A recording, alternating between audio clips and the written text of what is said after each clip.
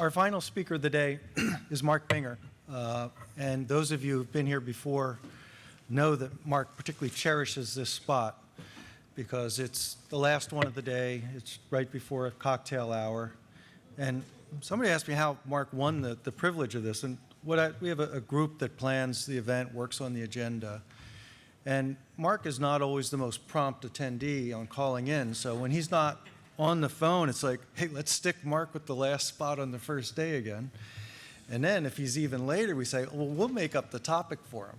So made up the topic. We said, all right, let's make him talk about birth, death, and immortality, and make sure he brings some props. So Mark's a vice president for research for us. He has done lots of things and continues to do lots of things. Started our consulting practice, started our life science practice, which has morphed into health and wellness, and actually was one of the initiators of the Information Meets Matter. And now he's going to tell us about living forever. Mark? I actually didn't know that's how I got this role. That's good to know. I'll show up on time more often now. Yeah, so thank you very much, everybody, for sticking around. It's a long day. I know there's a lot of content. Just by show of hands, how many of you were here last year? Okay, great. So we have a lot of new faces. Of those of you who were here last year, how many of you are older than you were last year when you were here? Almost all of you. Okay. There we go. Well, yeah, I'm sorry to hear that. But well, growing old is hard, but there is an upside, and that is that it's much better than the alternative.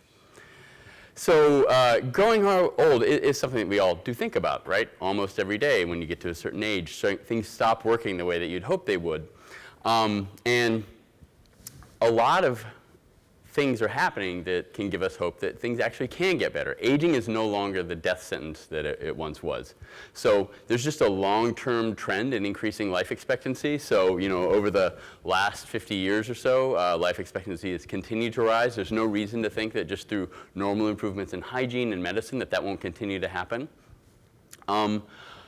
We also, in fact, we've heard today about some new technologies and new business models and other things that will help aging seniors stay in the homes that they've spent their lives in and aging in place. And while this is a very bright picture, I have to say it has a little bit of a downside for me personally, and that's that I kind of hate golf. I think of golf as kind of as heaven's waiting room. It's boring, it's slow, I don't like playing it now, I don't think I'm going to like playing it later. So this is this is the question. Why are we doing this if all we get at the end is golf? I don't think golf is the retirement that I want, and maybe you don't either. So fortunately, retirement's changing too. The new retirement is Iron Man. Did anybody see the Captain America Civil War Iron Man movie? Yes, okay, a few of you. Maybe you don't have 10-year-old children at home. Iron Man is this guy in the red. His name is Tony Stark. He's a person. He's kind of, people joke, he's modeled on Elon Musk, even though he precedes Elon Musk by a while. But he's an engineer billionaire, which, by the way, doesn't have a really nice sound to it, engineer billionaire. I think a lot of us would like to be that. Anyway, so he invented this suit. It's basically a robot you climb into, and it gives him superpowers. So he can fly, he's super strong, he can do a lot of things. And that is actually the technology that some companies are working on for us when we retire and have a little bit more trouble sitting down and standing up, for example. So Steve just mentioned an exoskeleton, and that's basically what these are. So this is an exoskeleton that's being designed for elderly mobility. So sitting down, standing up, this is where a lot of falls happen. And so this is from a company called Exo right here. This is a rigid exoskeleton. A company I've recently visited called OtherLab is developing a soft exoskeleton. Again, a little bit similar to what Steve presented. This one works with pneumatic actuation. So it's textiles, basically. You wear it like maybe about like a ski suit, basically. But it's got ways that will help you increase your strength to pick things up, sit down, and so forth. They estimate that there's a $30 billion annual cost just in the US from falls.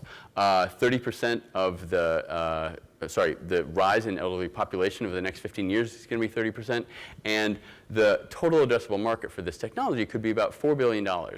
Now, these suits, the rigid ones, cost in the tens or hundreds of thousands of dollars. So as great as they are, they also have a really limited market. These suits that other lab is working on are ideally going to bring that cost down to the thousands or even hundreds of dollars, and they envision it ultimately costing like a shoe. So I wanted to bring that prop, but for various reasons, I couldn't bring the prop. But I did go shoot a video for you, but I hope you'll find at least mildly entertaining. So this is me wearing the super arm, and this is what can happen. You ready, Mark? You're under my control. In the face? Exactly. Anyway, so that's pretty much all it does. But it's really strong. You don't have to watch the whole video, but moving this thing and trying to resist the motion, it's a strong piece of equipment, and it only weighs a few pounds. Show how it's like compliant. So we can turn the video off or silence it at least. Or we can just watch it. It's obviously at very much a prototype stage. I actually brought, so I do have a prop. This is the one for kids. So basically this goes on the back of your knee like this, and again it helps you stand up if you, again like the picture that Steve showed, have muscular dystrophy or some other reason that you can't walk. I'll pass this around. It's very cute and I need it back. Yeah, you'll get a little sense for like how much this weighs, and you won't get a sense for how strong it could be, but there you go, Dennis, thank you. All right, so who wants to live forever? Okay. Oh, come on. Everybody wants to live forever. Don't give me that. You all want to live forever. Duh. Living forever has been a theme in global culture for centuries, if not thousands of years. So you have things like, the Fountain of Youth, which is a 500-year-old painting showing some people, skinny dipping basically, old people skinny dipping and coming out looking nice and hot. The MIT Technology Review just this past weekend had a weekend reader about the Fountain of Youth, May 7th, 2016. And there are 5 or 6 technologies in there that are geared towards extending human lifespan. Not just making us healthier and climbing into our cloth exoskeletons, but actually living longer than the 100, 120 years that seem to be maximum today. Ray Kurzweil, a famed technologist, invented a lot of the technologies like optical character recognition and some Moog synthesizers. A very smart guy technologically is now trying to help us all live forever. And if you thought you'd seen all the crazy in this year's presidential campaign, I have news for you. We have a transhumanist presidential candidate this year, Zoltan Istvan. I actually, again, would have loved to have Zoltan here, but we have instead a video from Zoltan. So, hello there, business and innovation leaders at the Lux Executive Summit. My name is Zoltan Istvan, and I'm the 2016 U.S. presidential candidate of the Transhumanist Party. And I'm absolutely looking for your support, and I hope you will consider voting for me. My platform is basically science and technology. We're trying to use radical innovation to improve the human body, and especially to try to end aging and overcome biological death. And if you're interested in those things, I am your candidate. Thanks so much, and I hope you have a wonderful event. Okay, I thank him very much for doing that for us. It was very nice. So if you raised your hand, you better vote for him too, by the way. So I know that this can seem a little bit silly. So living forever sounds kind of crazy. Couldn't they just cure colds or baldness first? Wouldn't that be okay to start with that? But VCs are actually starting to take this seriously. So as I mentioned earlier, almost all health innovation increases average lifespan. That's nothing really new. But now VCs are looking at technologies that increase maximum lifespan.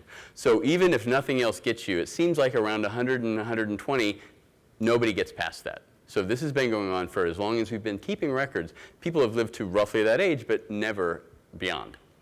So the technologies that might address that, what could they be? Well, Google is looking at, can Google solve death? That's the cover of Time magazine here. This is an article in The Guardian. Live forever. Scientists say they'll soon extend life well beyond 120. Some life-extending drugs, this is in New Scientist, take humanity into new territory. Roswell Cancer Institute in New York working on this. Human Longevity, which is Craig Venter's new company, just got a $220 million Series B. It's a pretty healthy Series B. And they're tackling the diseases of aging and extending the healthy human lifespan. Here we have Google says humans could live for 500 years and investing in firms hoping to do that. So again, people are actually starting to take this seriously. I'm not saying a lot of people or all that seriously, but it's at least a thing that you can have a rational discussion on, not just one over drinks like we're about to do. But the basic idea is this: death is now a choice, and you can choose life. The specific areas of technology that VCs are looking at tend to fall into three categories. One is the quantified self, on steroids. So basically sensor, data, and analytics, doing things that can basically foresee and predict what's going to kill you and get you to stop doing that before it does. There's the regenerative medicine approach, which is gene editing, CRISPR, stem cells, those types of things. If you smear it on half of your face, you look like this guy. But basically continuously rejuvenate your body as long as you live, which could be 500 years or more. And technically there's no reason that wouldn't be possible that we know of yet. And then there's the artificial intelligence approach, which is, mostly hand-wavy gobbledygook. It doesn't really seem to work in any way, but the idea is you upload your brain. And I'm going to make a small commercial here. So later this year, we are co-organizing an event on artificial technology together with TransEquity, which is a firm you will find these brochures laying around. So I'm going to pass these around too. Please come see us and learn about how to upload your brain. The first 5 people sign up get a free upload. There you go. Thank you. Okay. So that's basically, their approach. So expect to see some companies coming out and actually making serious claims about this in the future, and at least give them a good sniff. The point here is, though, your physical body doesn't necessarily matter. Your physical body doesn't matter. You get that's a joke. Physical body doesn't matter. That was a science joke, everybody. Come on, you got to stick with me. Okay. So companies, however, have no such hope. Now, we all know, thanks to the Citizens United decision by the United States Supreme Court, that companies are people, and they can vote and have opinions and religions and all kinds of things, but their prognosis for a living is terrible. And I don't know if they're going to go to heaven or hell. Somebody else can deal with that question. As we've heard a few times today, and I'm sorry to have to repeat it, but the Fortune 500 is basically shrinking in terms of its longevity. 60 in this last 60 years since it was started in 1955, 88% of those companies have left. That lifespan is shrinking, so not just the Fortune 500, but publicly traded companies in the United States, mortality rate, 5-year mortality rate, in other words, they're 5 years or less from dying, has gone up to 32%. Okay, that's up from 5% 50 years ago. So we all know that companies are living dangerous, risky lives. At this percentage, at this rate, what percentage of the global 1,000 would be alive in another 60 years from now, when that time has passed again? None, of course. They'd all be gone. And even, in fact, at this rate, by 2027, we'll have that same rate of decimation, about 10 or 12%. Just in about 10 years from now, will be left, at least in the Fortune 500. So that's happening. This is a huge health crisis for companies. And the question is, what can we do about that? So I went and looked at companies that are sort of the proof that companies can live very long lives. I found a lot of Japanese companies. Companies that have lived for centuries include 4 companies making dolls. I looked at companies that were basically founded in 1700 or before. 4 of them are Japanese companies making dolls, and they're very beautiful little dolls. 3 of them make drums. Again, Japanese companies. I did find one Japanese company. I was really excited. So the Turkish company, Zildjian, that makes cymbals. I didn't have any real reason to hit a cymbal, but I just thought I would do that because I needed props. And Dennis told me I needed more props, so you can dunk-da-dunka. Also, a lot of the companies, well, I'll show you some of the other breakdown here. So I wanted to see if there are, first of all, any correlations or any patterns in the data about these roughly 1,000 companies. If there was sort of the equivalent of the Okinawa diet, given the prevalence of Japanese companies. And so, again, there's about 1,000 of them. This is the year of the oldest company founded. Japan at the top of the list is a company founded just after 500 AD that's still operating in Japan. And this is the count of company by country. The big blue, more than half of these old companies, Japanese companies. Okay. There's some other ones, Germany, Austria, and so on. But Japan clearly has, again, some magic here in keeping their companies alive for a long time. I also wanted to know what industries have the longest lived countries. And that very old Japanese company founded in 500 is a building company. It's in construction. Kogo Gumi, I apologize to our Japanese visitors for the pronunciation, is in construction. But I also looked at overall they're actually spread mostly in food. This big thing, again, roughly half the companies that are founded in 1700 or before are in food. Now, that's kind of interesting. Food's a pretty broad category. Do we really have, like, General Mills and, these guys, you guys are going to, Jim, is Jim here? There's Jim. Jim, are you going to be around in 1,000, 1,500 years? All right, excellent. But I was kind of curious because that seemed really odd. How many, is this like medieval inn? What old food are we talking about here? And it turns out it's spirits, wine, beer. Figured that, right? So in prepping for the reception, candy, and then there's a little slice that's food, the gray slice is food. So it's mostly, our vices. So I felt like, since it was the reception was coming up, I needed to get some old food. So this is Weihenstephaner, Hefeweißer Dunkel, German beer. This is from the oldest brewery in the world. It was founded in 1040. Okay? And I'm going to help myself because I'm working and you guys are just listening. I am going to help myself in a little cup that was made at Skulten och Messingsbruk in Sweden in 1704. The cup wasn't, but the brass foundry was. So I'm going to get started with this. Excellent. Doesn't taste a bit older than 50 years. So that's kind of interesting. We have a lot of food companies here, and yeah, the longevity of food companies is important. But then I look at this other wedge, transportation. So, why are so many companies in transportation that are so old? What was going on just before the 1700s that led to all these transportation companies coming? So, well, shipping, obviously. So trade was actually one of the reasons that we have the corporate form at all. So the risks involved with shipping, getting in a boat, going to get something, coming back home, were really, really high. And for any individual investor, it could be devastating, the loss of one ship. So they formed corporations specifically, these legal personages, specifically to spread out the risk for these very risky ocean-going voyages. And so the corollary to what I said earlier, getting old is hard, but it beats the alternative, it's basically this. So a ship is safe in a harbor, but that's not what a ship is for. This is not what a company should be for.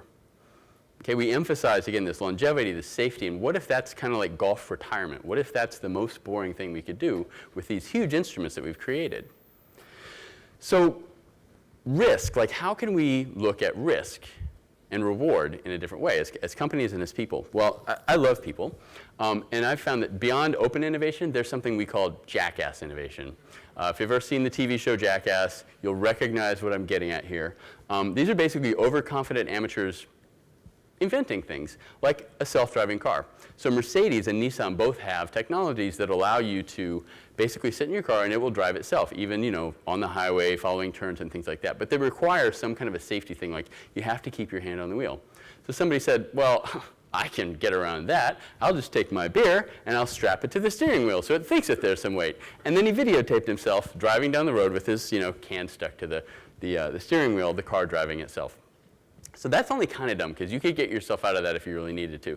This other guy in the Nissan, sorry you can't see the picture very well, actually climbed into the back seat. So you're barreling down the highway, hoping that Nissan engineers, were not drinking on the job when they did this. You can see these things on YouTube if you want. The other types of people, back to longevity. So a lot of people who are patients, they suffer from something and there's no good cure out there. They're treating themselves. There are a lot of the ways that we find, in fact, cures for some of these things. They're also a source of a lot of nonsense. In this case, there's the home brain sapping transcranial direct current stimulation group, of which I am a member. You put wet sponges with electricity on your forehead and run a few milliamps across your brain, and supposedly it makes you feel like you've had a cup of coffee. I haven't achieved that yet, but in theory, at least, it's possible. We've heard a lot about the microbiome. People are doing at-home microbiome transplants. If you don't know how that works, then we'll talk about it later. But there is a book called Poop Power with a brown blender on it, and I'll let you figure out how the rest of that works, because you're smart engineering people. Artists are also great sources of crazy innovation. Criminals are very innovative and inventive. Preppers, the people who worry that the end of the world is any second now, they're also very good at this stuff. Really crazy startups and inventors are good at this. And so I think, if it sounds like a good idea to me, then somebody else has probably come up with something better.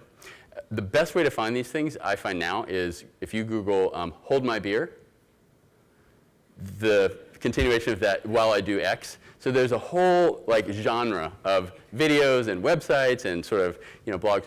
Hold my beer, and then the Darwin Award ensued basically. So, Dennis, would you hold my beer?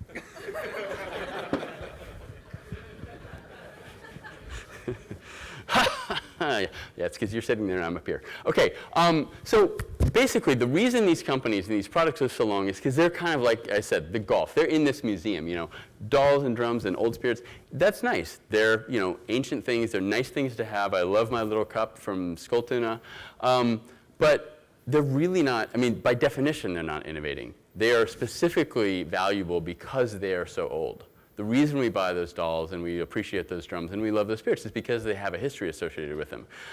So that means you can't do that if you're an innovator. You can't go back basically 500 years and then hope something's going to happen in the future. We don't have those choices. So the question that we need to solve is, can we reconcile these two things? So I love this, another phrase, you have to learn from other people's mistakes because you can't possibly live long enough to make them all yourself. And if you're a Jackass innovator, you won't live long enough to make them all yourself. You only get one or two. So before we start talking about living forever, let's just talk about a normal lifespan. Let's go back to those Fortune 500 companies that we talked about earlier. And I did some analysis on this, basically. What I wanted to find was two things. One, what are the stupid things that we're doing that are killing us? The equivalent of like smoking or a sedentary lifestyle. What is the equivalent of that for companies? And, we think it's okay, but it turns out to be not okay. It's easily preventable. Sometimes it's gross. And what's the equivalent of an EKG or your weight or some other metric that shows you basically how well you're feeling? And it's easy to check and that we can see, yes, things are going well or they're not. And I found a really, really great two sets of analyses. One done by Sam Arbesman, who's at the Kauffman Foundation then, and a visualization of the Fortune 500 over its 60-year history by Ben Fry at Fathom. And they basically looked at all these companies. You've seen the stats before. And again, created a really good visualization that I'll show you right now. So this is a list of all the companies from 1955 to 2010. So those little gray lines are actually the names of the companies. If you have spider vision, you could see it. And they're just ranked from 1 at the top to 500 at the bottom. So if you click on the name, you get the path that a certain company has taken throughout its history. This happens to be Dow Chemical. You can see that it ended in 2010 at number 46. But it's kind of, throughout the 60 years that this has been going on, it's been pretty near the top the whole time. So that's its rank. It's always been 500 companies. It's a pretty flat chart at the top. But then the next one is revenue. So this again is Dow Chemical, and this is the trend of revenue over time. So the same companies, but now scaled from 50 million at the bottom. The company in 1955 that was at the very bottom made $50 million that year, and the company at the very top made $500 billion. And actually it's a log scale, but ExxonMobil is basically at the top there. So you can, again, trace companies and how they've done. One methodological thing you'll notice is right here, there was a change in the methodology. They included service companies starting in 1994, so there's a bit of a jump there. And then finally, profit and loss. So the line right here goes to the middle at 0. You didn't make any money, you didn't lose any money. Anything above that line is profit, and anything below that line is loss. And this I found to be the EKG. This was an incredibly useful way to look at how companies were doing over time because it predicted longevity. Not how they're doing right now, what's happening this quarter, but what's happening over the last 20, 30, 40 years. And how does that impact what's going to happen in the next 5, 10, 15 years. So you can see here from Dow, they had 3 really catastrophic years where they lost a lot of money. Down here, down here, down here. But for the most part, they've stayed kind of up there at the top. They've done okay. So maybe that's a recession. Maybe that's new competition. What's causing that? So this is basically, again, the analysis I did, looking at rank, revenue, and profit, and trying to find some winners and some losers. So the thing I found that is common for all the companies, almost all the companies that have been in the Fortune 500 the entire time is they're just steady. So you've got PepsiCo, pretty steady. Exxon, pretty steady. Again, you can see every single year from beginning to end they're there. They're roughly at the same spot. They don't have huge swings. and Procter & Gamble, which is the exception that proves the rule. So Procter & Gamble's been in there the whole time. They had one horrible year, 1994, right here, and it had nothing to do with their operations. They didn't, again, have some competition or some, major, plant fire or something like that screwed them up for that one year. It was financial shenanigans with derivatives. They said they're really sorry and they'll never do it again. As far as I know, they haven't. So this was a good predictor of longevity. Companies that, again, were just steady performers through all kinds of changes in the economy and in technology and in their business. I found one company, actually many companies, that do I call a graceful exit. And this is where you see something like, in this case, this is Purina Mills, a company started in 1894, basically made animal feed, and then grew and diversified its business. But it started out in 1955. At that point, had changed its name to Ralston Purina, and its revenue again was pretty steady until all of a sudden in 2001 it just kind of dropped off. So that was kind of interesting. Looked at the profit. Again, profit. It was always profitable. So like, what happened to this company? What was the sudden thing? And it turned out it actually wasn't all that sudden. If you look at the rank, again, the rank started dropping off a few years earlier. So some of that had to do with the methodology, some of that had to do with competition and other things. But when you look at the events that preceded this, it really told another story. So in 1986, they sold that core business, that US animal feed business, to British Petroleum, which sounds kind of weird. I don't know what BP was doing getting into animal feed, but that was how things were in the 80s. That business was, again, later sold to Land O'Lakes, which is why you still know this brand. Why did they sell their core business? Well, this was a little bit like a midlife crisis, I think, because they sold it so they could buy Eveready, the battery company, which makes total sense, right? Animal feed and batteries, the synergies are everywhere. This was about the same time they also invested in Checkerboard Pizza, which was going to be a competitor to Domino's. They closed it after a year. They bought Jack in the Box. Sorry, the dates are screwed up there, but they got into fast food and junk food. Continental Bakery, which makes Twinkies, for example. They owned a hockey team. So they were basically into junk food and sports, like I say, kind of a midlife crisis. But I think at this point they realized, like, it must have been, I'm almost 100 years old. I don't feel like 100. Do I look like I'm 100 years old? And just kind of trying to live life or something again. But they eventually said, no, it's not going to work out. So 1994, they spun off their food division. That was later acquired by ConAgra. 1998, they sold off their international animal feed business. Cargill now owns that. And then in 2010, they were bought by Nestle. So this is kind of like, you see the incoming. We're not in our core business anymore. That's getting tough. We can't make the battery business work for whatever reason. I don't know why that would happen. But they got out of it gracefully. This also is an exception. Remember all those companies? There's only 12% of the companies that made it through it all. Most of them don't look like this either. Most of them look something like this. They flail around for decades before they fall. So there's that nice period of steady growth, and then they get erratic, just like your heartbeat gets erratic when you're under stress. And so you see pictures like this. This is Zenith Electronics, TV maker acquired by LG. This is Combustion Engineering. This is Armco. This is Maxis Energy. And you see the pattern, right? It's a few decades of steady growth, just like all the survivors, and then a few decades of just crazy jumping all over the place. Okay, so this is a good predictor. This is actually the best predictor I found that a company was about to be leaving the Fortune 500. Here's Motorola. So it happened later, but they got cut up and sold too for parts.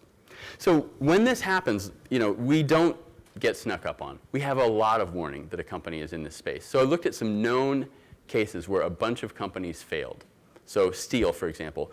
The steel industry is kind of a classic case of industry disruption. It's been studied to death. We know a lot of the reasons why. And I wanted to understand, how do those predictors line up with those reasons? So here's Bethlehem Steel. This is their revenue. Looks pretty flat, but in a growing market, if you're flat, means you're losing. And again, here's their EKG. This, two other steel companies. They all look like that. So it wasn't just in the 80s when they all collapsed that this happened. It wasn't like, boom, they're all of a sudden no good. 20 or 30 years before that, they had already started to suffer. And the two reasons that happened were the market and technology. So this is a graph of the US steel industry market. Here's World War II. Basically, strong growth. And then right here, this recession in 1980 really, really cut them back by a big chunk, a third or more. This is roughly on the same time frame technology. So this is the open hearth furnace. You can see that that's dropping off right about the same time here. There's a new technology, bulk oxygen process and electric arc furnace, that are coming into the market. So the alignment of these two things basically is when it all went south for good. So the recession shrank the market. That was a shock that they couldn't sustain because they were also battling these small upstart competitors that were using the electric arc furnace process. So again, this is a really well-studied example, and I wanted to look at some examples that are less well-studied and see if there's some predictive value there. So we've been talking about transportation and food. The car industry is a classic case of like every time there's a recession, boom, boom, boom, boom, boom. So they're pretty good for the most part. You can see, Ford and GM, they'll be okay, but then a recession comes and they lose tens of billions of dollars for a couple years. And then they, bounce back, but one of them always doesn't.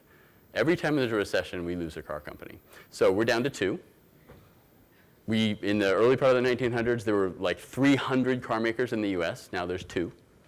And this pattern, okay, every recession a car maker goes under. What else can we see if we look at not the growth of the market, but at the technology alone?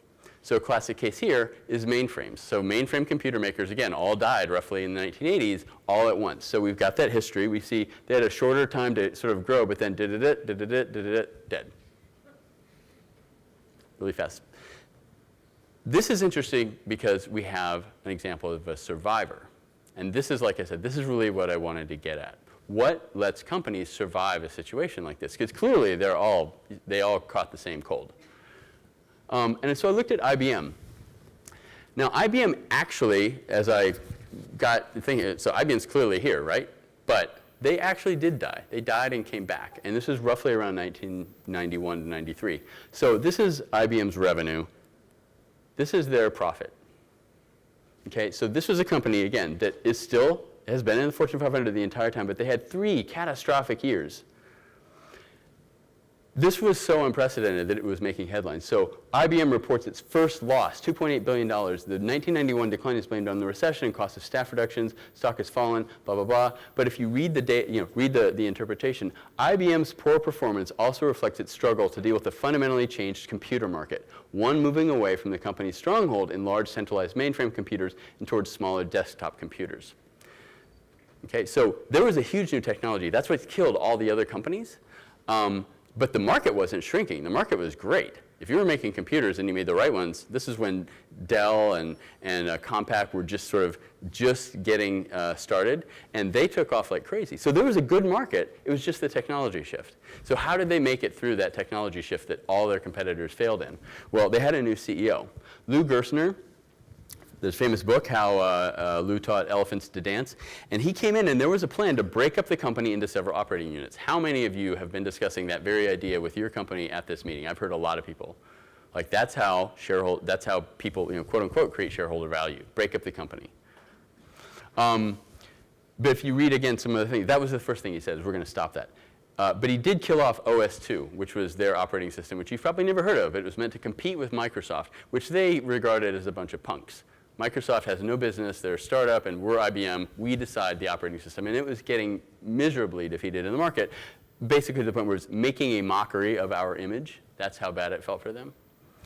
So Lou Gerstner is the exception here that proves the rule. He turned the company around, and it cost billions of dollars to do it.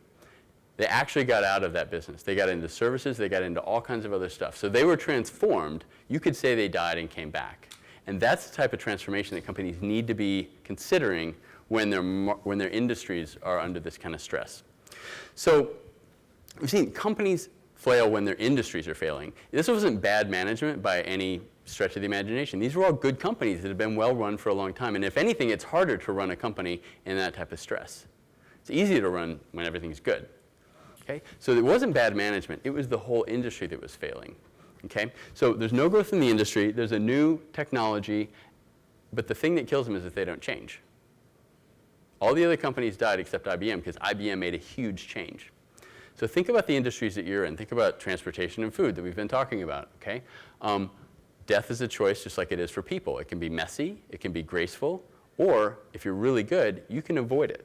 So, and as hard as it is, it beats the alternative. So in other words, pick the blue one. Go up. Super simple. So I thought we could wrap up today by talking about what are some of the changes that are going on in various industries today that we've discussed here and just in general, and see what is that going to look like and how should we act. Because this is definitely a group effort and a team sport. So death does come knocking for everyone. This isn't just related to the industries I talked about, and it's not just publicly traded companies. You can look at tractors replacing horses in the early 1900s. You can look at quartz watches replacing mechanical watches. Those are all, super secret Swiss companies that got crushed in the quartz crisis of the 1970s. This happens. It's happening around us right now. Intel laying people off. Apple reported their first decline in sales, so the iPhone is, for some reason, you don't change a product for 8 years in one of the fastest moving markets in the world, sales decline eventually. And every single company in the Fortune 500 is facing some kind of crisis. It might be energy, it might be the environment, it might be finances, it could regulation. There's always something. So everybody has something. Eventually, this is going to hit even the companies we think of as superstars. So Tesla, at some point, you're going to say, Tesla, it's like an Oldsmobile, You're going to complain about the food on Virgin Galactic as you're going up to the moon.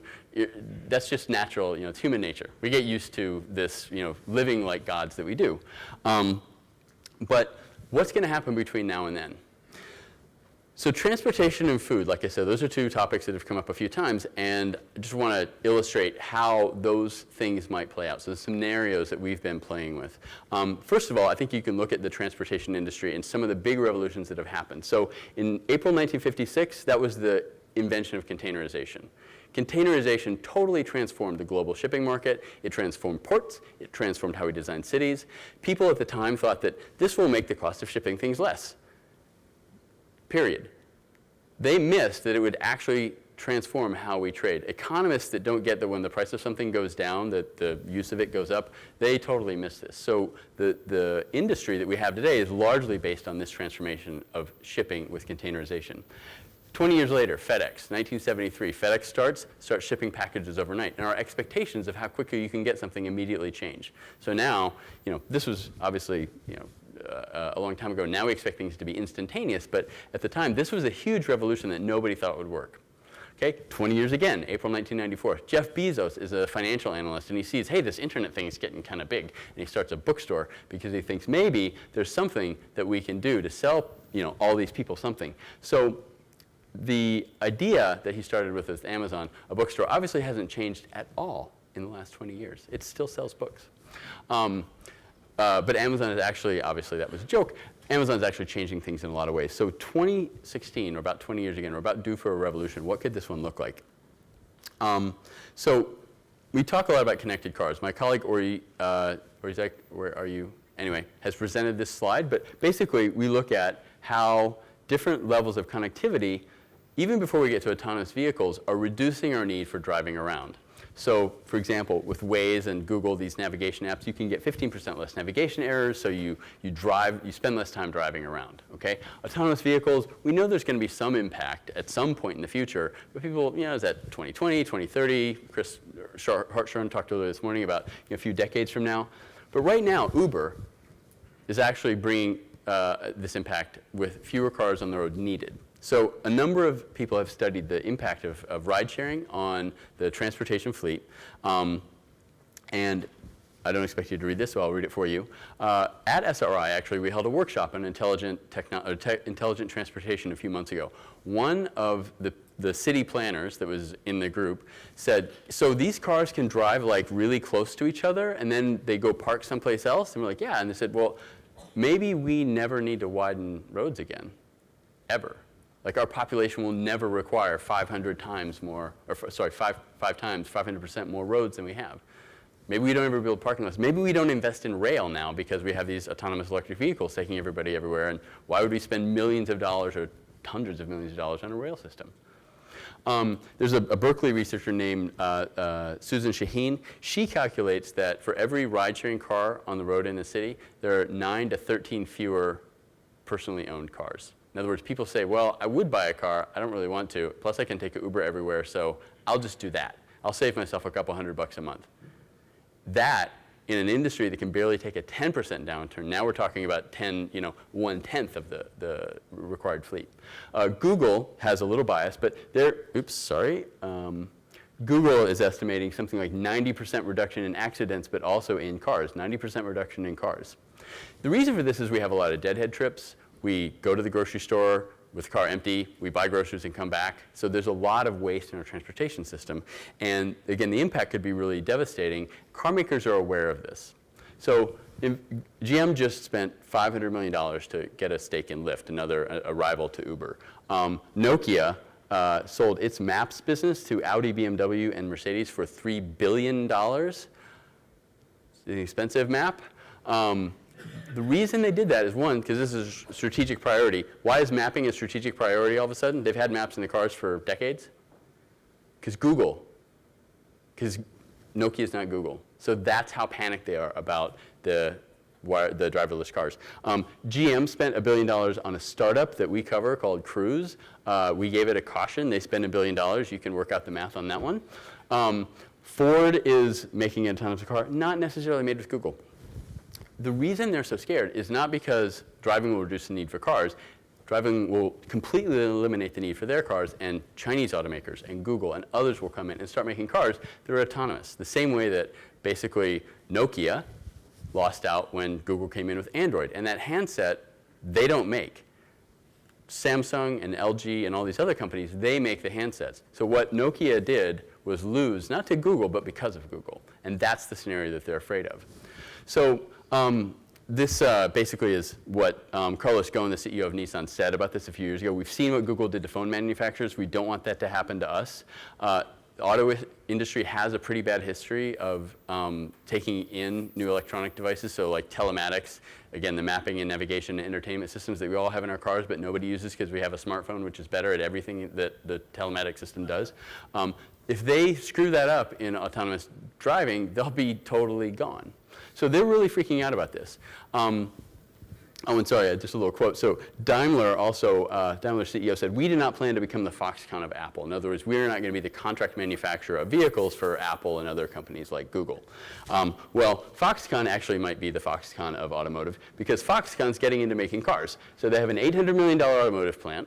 Okay, there's two other Chinese car makers, BAIC and SAIC, so Beijing and Shanghai Automotive Company, that now have venture investments. They have, in BAIC's case, they have a battery startup, Atieva, that they invested in, and they are working on autonomous vehicles with those guys. They've put, the $100 million has gone into that company.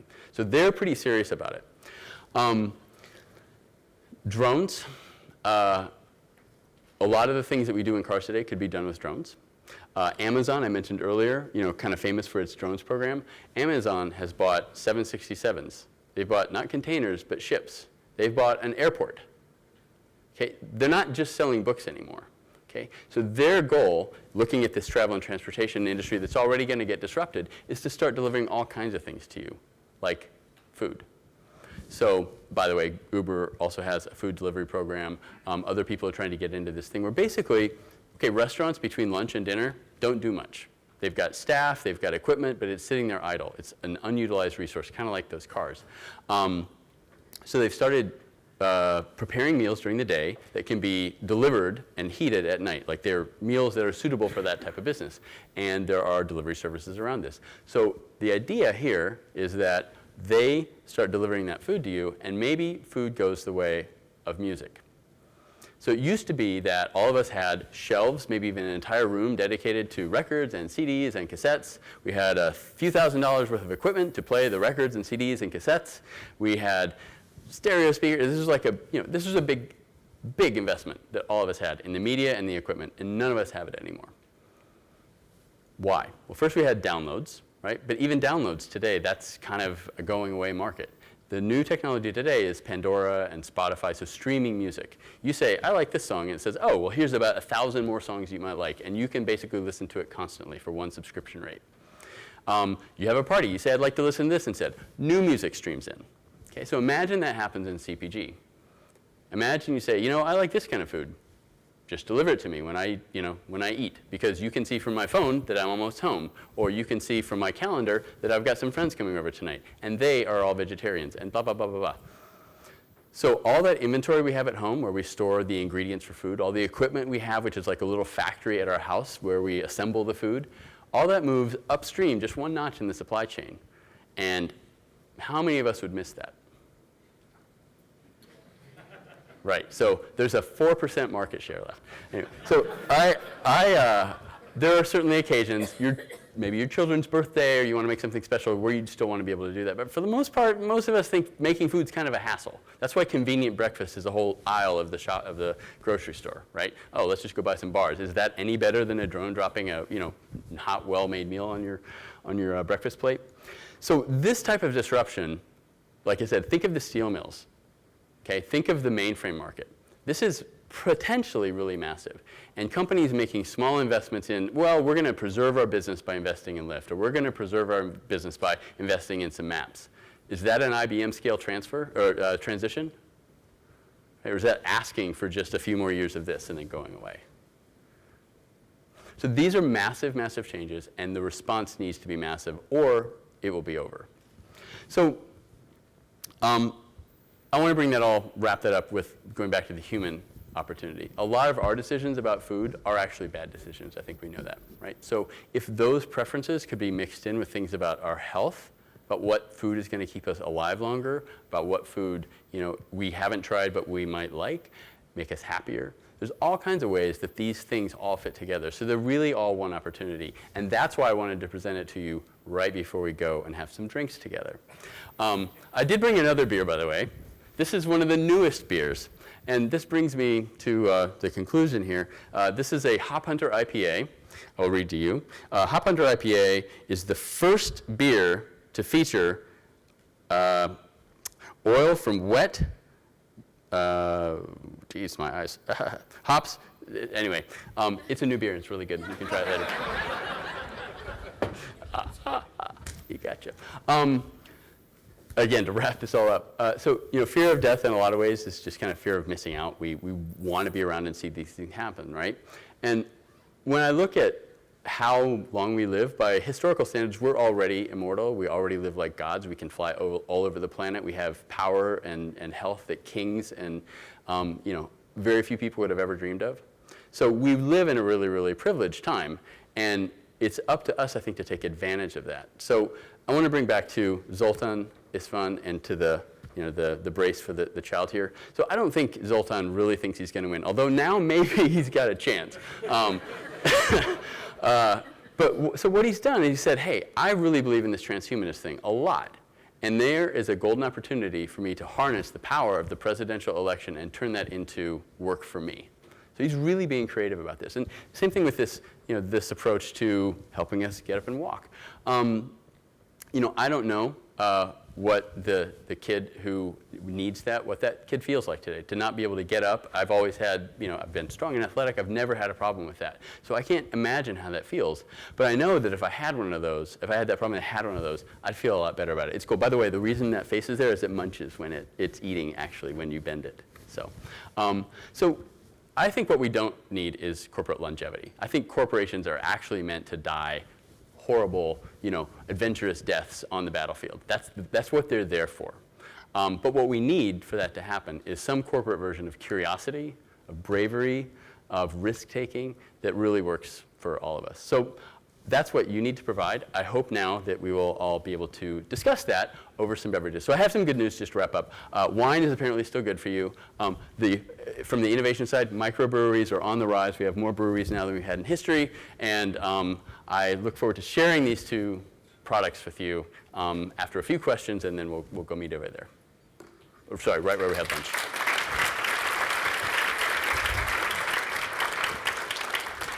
If there are questions and you don't want to just run out of here screaming.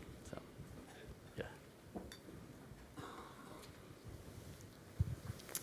yeah. So I'm dying to know. Have you? That's good. Come on Yes, up. Thank you. Yes, you win a prize. So have you done the EKG test for some current companies to see which ones are on the way out? Well, again, car makers are a perennial favorite because they always look like that. Those are so that, as you saw, that line ended in 2005. What I tried to do there at the very end was actually look at those companies and look at that up and down. There's a lot more to investigate, though, and I would encourage you, if you just Google Fortune 500 Fathom, you'll find that visualization. And if you're a numbers and company geek like me, you will spend a good long time there. And then you can go Google hold my beer. Yeah. Very interesting. Thank you for the presentation. I was wondering, there's going to be 10 billion people by 2050. Companies are going to die, so a lot of people will be looking for jobs. There will be more migrants. Yep. And then we will have less employment, it seems, less car drivers, less people that do services. So what will happen to the humans in all of this? I was wondering if you guys think through that. You should come to the AI Trends meeting, because that's a survivors meeting, basically. We're going to be the only ones left. No, to be honest, those questions have always come up. And so, when we transitioned we had a lot more people tending horses and cleaning up after them. Horses we think of as like really environmentally friendly compared to cars. The number of people killed by horses, like getting kicked, the amount of manure that, say, a city like New York produced every single day, these were environmental problems, on at least the same scale that we face today. So I think a lot of it is a matter of perspective, because we will look back, or whoever it is that's alive at that time will look back and think of us as living an almost barbaric existence. They'll appreciate the amount of leisure time that they have and the fact that they don't have to work the 40-hour or 60-hour weeks that we do, or that they do it spending something else. So I do think that's an important question. In addition to the economic question, I think there's an environmental question. Like, as we live longer, what does that do to the human population stays large for a longer time, because it's actually expected to peak around 2050 at that 10 billion or so and then decline. And we know what happens to countries where their economies, what happens to their economies when their populations stagnate and then decline. That's one of the reasons, for example, in Europe, there's a huge influx of migrants. That's not the worst thing in the world because they need young people. So there's a lot of potential impact that I think we can speculate on, and the best thing we can do is look to history and how that's happened in the past. So again, I don't have a better answer. I think we'll find a way, but yeah. And we'll also mess things up. There will be terrible catastrophes. There are a lot of people worried about the robots taking over everything, including us. I don't think those are terribly well-founded, but we were having a conversation earlier today about people actually starting to do things like write for robots, design for robots, basically so that robots will be able to navigate the environments we live in, without having to learn all of our ways and culture. Yeah, hey Larry. Mark, I'm wondering what the lesson is from organizations and sectors where surviving for centuries is expected, and you've got the logo of one of them up there on the board. Right. Universities, governments, nations.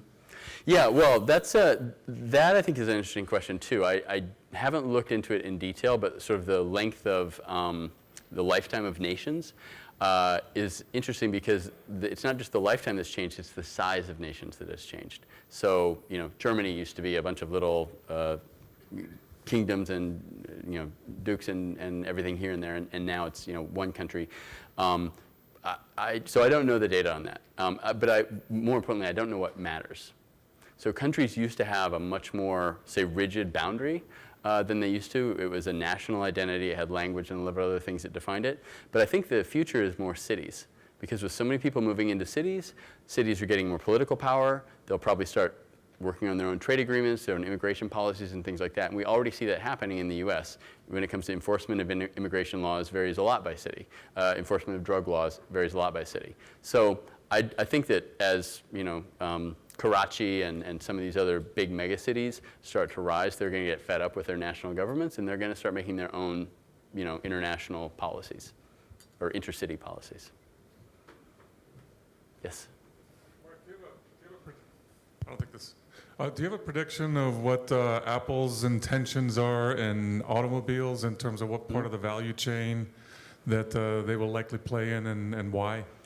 Yeah, so Apple does have, a sort of rumored stealthy, not stealthy program, so it's all speculation.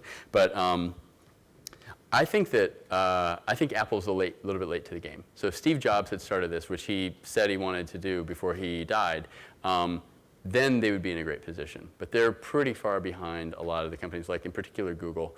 And so I think that they'll end up being a partner with somebody else, and I think it will probably be focused on the things where they do have strong assets right now, which basically are around media, design, and those types of things. That's my half-educated guess.